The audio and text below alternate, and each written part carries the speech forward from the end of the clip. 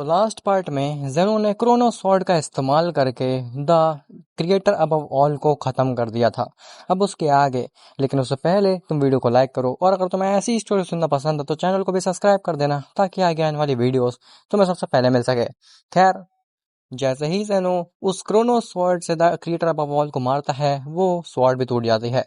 अकुमो जेनो से कहता है कि लॉर्ड जेनो, आखिर आपने ये क्या किया? आपने ये क्रोनो स्वॉर्ड क्यों तोड़ दी? जेनो कहता है कि मेरे लिए मेरा मल्टीवर्स ज़्यादा इम्पोर्टेंट है, ना कि ये आम सी स्वॉर्ड। अकुमो कहता है, लॉर्ड जेनो, ये कोई आम सी स्वॉर्ड नहीं थी, आपको भी पता है ये बात।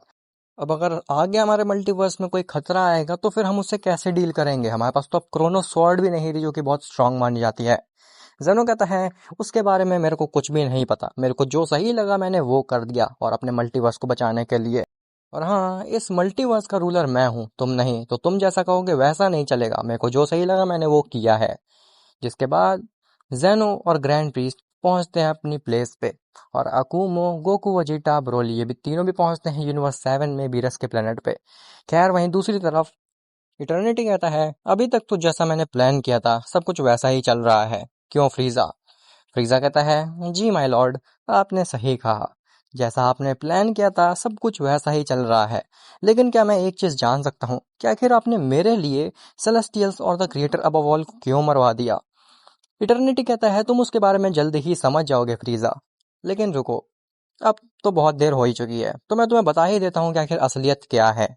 फ्रीजा कहता है, जी माय लॉर्ड, मैं सुन रहा हूँ। तो इटर्निटी बताता है कि तुम क्रिएटर अबव ऑल और सेलेस्टियल्स के बारे में तो जानते ही होगे, और उनके काम के बारे में भी जानते ही होगे कि कैसे वो टाइम लाइन्स और मल्टीवर्स को संभाल के रखते हैं। और क्योंकि मैं इटर्निटी हूँ तो मेरे को सब कुछ पता है फ्यूचर के बारे में और पास्ट के बारे में, कि आगे क्या होने वाला है। तो मुझे ये आगाह हो गया था कि केवल एक मल्टीवर्स की वजह से आगे की पूरी टाइम लाइन और सभी ओमनीवर्स खतरे में आने वाले हैं, और वो मल्टीवर्स था जेनो का। और मुझे ये भी पता था कि अगर ऐसा ही सब कुछ चलता रहा तो सेलेस्टियल्स और द क्रिएटर अबव ऑल मिल करके भी उस मल्टीवर्स को नहीं रोक पाएंगे। इसीलिए मैंने पहले ही उन दोनों को ख़त्म कर दिया। अब उनकी जगह तुम मेरे टाइम लाइन्स और मल्टीवर्स की रखवाली करोगे, और मैं ये देख पा रहा हूँ कि तुम काफ़ी अच्छे से टाइम लाइन को संभालोगे, और फ्यूचर में कोई भी प्रॉब्लम नहीं क्रिएट हो रही है टाइम लाइन्स में। फ्रीजा कहता है, लेकिन मैं तो एक आम सा मॉर्टल हूँ, आखिर मैं टाइमलाइंस और मल्टीवर्सेस का ख्याल कैसे ही रख सकता हूँ? इटर्निटी कहता है, तुम उसकी चिंता बिल्कुल भी मत करो, मैंने तुम्हें ब्लेस कर दिया है।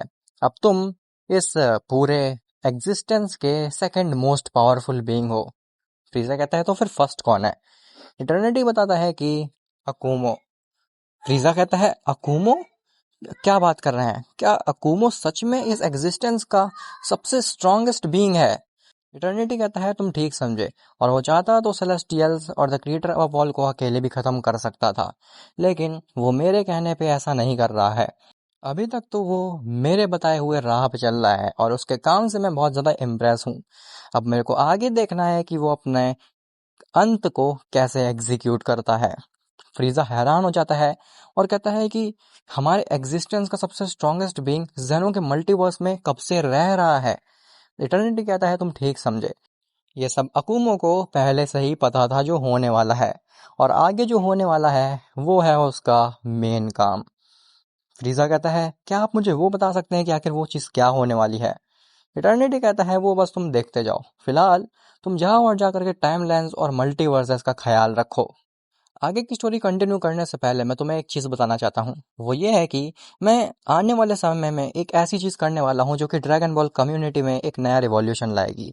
वो ऐसा कंटेंट होने वाला है जो कि तुम्हें 100 टाइम्स एंटरटेनमेंट देगा। अब आखिर वो चीज़ होने क्या वाली है? वेल, तो तुमने टेक्नो गेमर्स का नाम तो सुना ही होगा, और उसकी GTA सीरीज़ को भी तुम जानते ही होगे, जिसमें कि वो गेम तो खेलता है लेकिन उसकी स्टोरी खुद की होती है। तो मैं सोच रहा हूँ कि मैं ये सेम चीज़ करूँ, लेकिन ड्रैगन बॉल जेनोवर्स के साथ में, जिसमें कि मैं गेम खेलूंगा ड्रैगन बॉल जेनोवर्स का, लेकिन उसमें जो स्टोरी होगी और मांगा होगा वो टोटली मेरा क्रिएटेड होगा, जो कि तुम्हें ना ही केवल स्टोरी का एंटरटेनमेंट देगा बल्कि तुम्हें एक बेस्ट फाइटिंग एक्सपीरियंस भी देगा। तो उसके लिए मुझे तुम्हारा काफ़ी सपोर्ट का ज़रूरत पड़ेगा, और मैं उम्मीद करता हूँ कि तुम मुझे वो सपोर्ट दिखाओगे। और उस चीज़ का डेमो भी मैं शायद से कल या फिर परसों में अपलोड कर दूंगा, जो कि तुम मुझे ज़रूर बताना कि तुम्हें कैसे लगा, और ज़्यादा से ज़्यादा हो सके तो शेयर करना। खैर, अब शुरू करते हैं अपनी स्टोरी को। गोकू, वेजिटा, ब्रोली और अकुमो ये चारों ही पहुंचते हैं बीरस के प्लेनेट पे, जहाँ पे गोकू कहता है कि वेजिटा, आखिर अकुमो कहाँ पे गए? तो वेजिटा कहता है अभी तो वो हमारे साथ ही थे, आखिर वो ब्रोली को पता हो सकता है। ब्रोली कहता है मुझे नहीं पता कि अकुमो कहाँ पे गए हैं। खैर गोकू, अब हमें क्या ही फर्क पड़ता है, हम काफी स्ट्रांग हो चुके हैं और अब तो हमारे मल्टीवर्स से थ्रेट भी खत्म हो चुके हैं और मुझे नहीं लगता कि हमारे यूनिवर्स में कुछ भी प्रॉब्लम आने वाली है, और मेरे को बहुत सारा आराम की भी ज़रूरत है। तो बेहतर होगा कि हम थोड़ा आराम करें, उसके बाद हम अकुमो और बाकी सबको ढूंढ लेंगे। वजीटा और गोकू भी इस चीज़ में हामी भरते हैं और कहते हैं कि तुम ठीक कह रहे हो ब्रोली, मुझे भी लगता है कि हमें ऐसा ही करना चाहिए। जिसके बाद गोकू, वजीटा और ब्रोली तीनों ही आराम करने लगते हैं। लेकिन अगर वो अकुमो को सर्च करते तो हो सकता था कि आगे जो प्रॉब्लम होने वाली है वो ना होती। खैर, अकुमो पहुंचता है प्लेनेट अर्थ पे, और वो प्लेनेट अर्थ पे पहुंच करके पूरा पूरा प्लेनेट ही तबाह कर देता है। अब हो सकता है तुम सोच रहे हो कि प्लेनेट अर्थ पे तो बीरस और वीस थे। ऐसा नहीं है, क्योंकि लास्ट पार्ट में जब बीरस और वीस अकुमो के पास पहुंचे थे ये देखने के लिए कि आखिर यूनिवर्स में ये कैसी एनर्जी रिलीज हो रही है, तो उसके बाद वो जा करके वीरस के प्लेनेट पे ही रह गए थे, क्योंकि गोकू, वजीटा, ब्रोली और अकुमो और ज़्यादा ट्रेनिंग नहीं कर रहे थे। खैर, तो अकुमो प्लेनेट अर्थ को तबाह कर देता है। बुल्मा काफ़ी ज़्यादा कोशिश करती है वीस को कांटेक्ट करने की, लेकिन वीस से संपर्क नहीं हो पाता बुल्मा का, और प्लेनेट अर्थ के साथ सभी खत्म हो जाते हैं। Gohan, बुल्मा, Trunks, Goten, Piccolo, Chichi, बुल्मा, सब कोई। अकुमो वापस आता है बीरस के प्लेनेट पे, तो वो देखता है कि गोकू, वेजिटा और ब्रोली आराम कर रहे हैं। तो अकुमो उनको बिल्कुल भी डिस्टर्ब नहीं करता है, क्योंकि अगर वो जगा देता गोकू, वेजिटा और ब्रोली को तो उस पर शक होता। तो अकुमो बिना गोकू, वजीटा और ब्रोली को डिस्टर्ब किए हुए उन्हीं के साथ आराम करने लगता है। फिर जैसे ही गोकू की आंख खुलती है तो वो देखता है कि उसके सामने वीस और बीरस खड़े हुए हैं। गोकू कहता है कि लॉर्ड बीरस और वीस, आखिर आप इतने परेशान क्यों नजर आ रहे हैं? तो वीस बताता है कि गोकू, प्लेनेट अर्थ को किसी ने तबाह कर दिया है। गोकू कहता है तबाह कर दिया से आपका क्या मतलब है? तो वीरस बताता है कि क्या तुम पागल हो? तुम्हें समझ में नहीं आ रहा है कि तुम्हारा प्लेनेट अर्थ तबाह हो चुका है, सब कोई मारा जा चुका है। ये चीज वजीटा और ब्रोली जैसे ही सुनते हैं वो काफी ज्यादा गुस्सा हो जाते हैं। वजीटा कहता है लॉर्ड बिरस, मुझे आप उसका नाम बताइए जिसने भी प्लेनेट अर्थ के साथ ऐसा किया है, मैं उसको अकेले ही खत्म कर डालूंगा। बीरस कहता है कि हमें भी उस बारे में बिल्कुल नहीं पता है, हमें वही पता करना है कि आखिर ऐसा कौन सा बीइंग है जिसने प्लेनेट अर्थ को तबाह करा, और डेफिनेटली वो कोई जान पहचान का ही होगा। गोकू कहता है लॉर्ड बीरस, कहीं ऐसा तो नहीं कि फ्रीजा ने प्लेनेट अर्थ को तबाह किया हो? वीज कहता है मैं उसको पहले ही ढूंढ चुका हूँ हमारे यूनिवर्स में, लेकिन फ्रीजा हमारे यूनिवर्स में नहीं नजर आ रहा है। तो गोकू कहता है हो सकता है कि वो हमारे प्लेनेट अर्थ को तबाह करके वहां से गायब हो गया हो। लेकिन ब्रोली कहता है गोकू, मुझे नहीं लगता कि फ्रीजा ऐसा कर सकता है। भले ही वो काफी ज्यादा बुरा है, लेकिन उसके अंदर फाइटिंग स्पिरिट है, वो कभी भी किसी के साथ ऐसा नहीं कर सकता।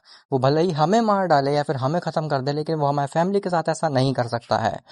गोकू कहता है तुम्हारी बात बिल्कुल ठीक है, लेकिन हम और किसी पे शक ही नहीं कर सकते, क्योंकि सेलेस्टियल्स और द क्रिएटर अबव ऑल तो मर चुके हैं। अब हमारे मल्टीवर्स में कौन ही ऐसा बीइंग है जो कि ऐसी हरकतें कर सकता है? वजीटा कहता है कहीं कोई दूसरे यूनिवर्स से आ करके तो हमारे यूनिवर्स में उसने ऐसा नहीं किया हमसे बदला लेने के लिए। गोकू कहता है कि मुझे नहीं लगता कि हमारा किसी दूसरे यूनिवर्स से कुछ प्रॉब्लम है या फिर क्लैश है, मुझे लगता है कि ये किसी इनसाइडर का ही काम है। तभी वहां पे अकुमा भी आता है। अकुमा कहता है आखिर यहाँ पे क्या हो रहा है? तो गोकू कहता है कि पता नहीं, लेकिन प्लेनेट अर्थ को किसी ने तबाह कर दिया है, और एक बार बस मुझे पता चल जाए कि आखिर वो कौन है, मैं उसे बिल्कुल भी मैं नहीं छोड़ूंगा। ये चीज सुनते ही अकुमो थोड़ा सा स्माइल करता है और कहता है कि गोकू, तुम्हें थोड़ा शांत रहना चाहिए। मुझे पता है कि तुम्हारी फैमिली खत्म हुई है, लेकिन अगर तुम अभी गुस्से से काम लोगे तो हो सकता है कि तुम कुछ भी ना कर पाओ। इसीलिए बेहतर यही है कि अभी तुम्हें शांति से काम लेना चाहिए। वजीटा कहता है कि तुम्हारी तो कोई फैमिली है ही नहीं, इसीलिए तुम नहीं समझ सकते हो कि हम कैसा महसूस कर रहे हैं इस समय, तो अपना मुंह बंद करो और यहाँ से भाग जाओ। ये चीज अकुमो को काफी ज्यादा बुरी लगती है।